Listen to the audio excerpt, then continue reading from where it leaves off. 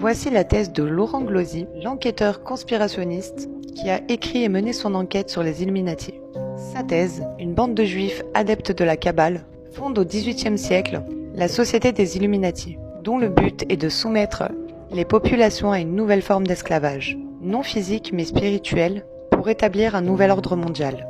Pour ce faire, il travaille à l'épuisement et à la dégradation des peuples, à travers la promotion de pratiques sexuelles perverses, la drogue, la destruction des frontières, de la cellule familiale, mais aussi la perte de toute valeur religieuse.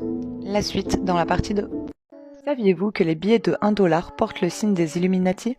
Aussi surprenant que cela puisse paraître, la puissance des Illuminati serait exhibée bien en évidence sur le billet vert. Le roi incarnerait ainsi l'avènement de leur empire. D'après l'élection en 1933 d'un président franc-maçon, que le billet de 1 dollar adopte son aspect actuel. Dans la partie gauche du billet apparaît une bien étrange pyramide égyptienne, coupée en deux.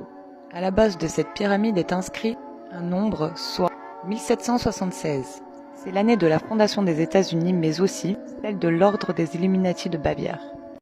Au sommet, l'œil dans toutes les directions représente l'œil qui espionne tout. Sous la pyramide, l'expression latine Novus Ordo Seclorum explique la nature de l'entreprise. La signification serait un nouvel ordre social, ou bien une nouvelle donne, soit le New Deal. Annuis Coeptis signifierait « Notre entreprise a été couronnée de succès », sauf que le dessin ornant le billet de 1 dollar est le même que celui du Grand Sceau des États-Unis, soit 6 ans seulement après la création des Illuminati de Bavière. Et Novus Ordo Seclorum ne se traduit pas par « Nouvel ordre mondial », mais par « Nouvel ordre des siècles ».